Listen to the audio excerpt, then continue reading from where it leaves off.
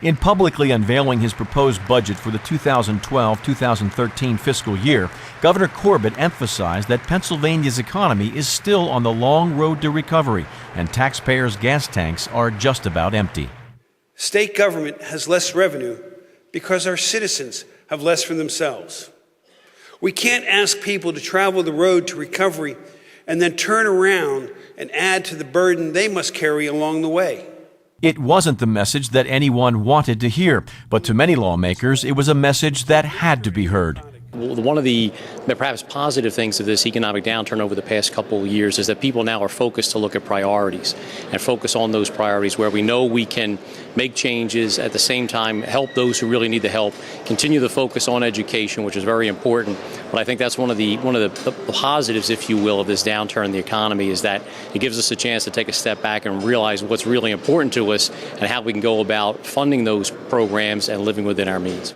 Governor Corbett proposed budget cuts across the board, including a pay freeze for all state employees, a $30 million decrease in the Department of Public Welfare, decreases ranging from 2 to 7% in several other state agencies, decreases in the Attorney General's and legislature's budgets, and, perhaps most noticeable, significant cuts to higher education, both the state system schools and the state-related schools.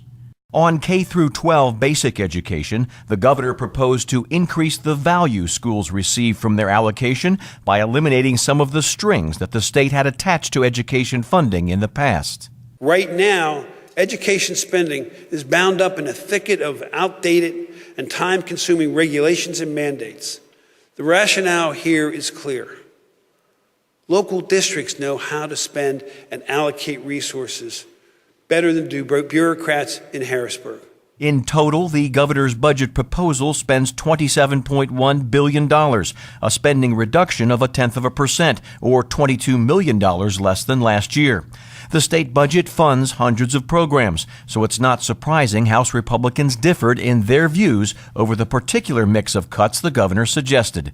He made it clear he's going to work with the legislature, House and Senate. And as a member of Appropriations Committee, I'm looking forward to working with him on the various line items, because there's a lot of needs in Pennsylvania, and I, like he, believe we can meet them with the money we have. Obviously, the higher education's cut a little bit.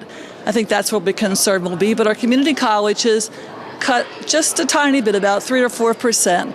But we have to remember, this is just the beginning. We're just heard what he had to say today, so now it's our job as legislators to improve the budget and come out with something that's going to make everyone happy and that we can work with. But nearly all agreed that the best choice for long-term economic growth was to hold the line on spending rather than raise taxes. I think the governor and I are in complete accord. We would rather our Pennsylvanians be taxed less and have more opportunity.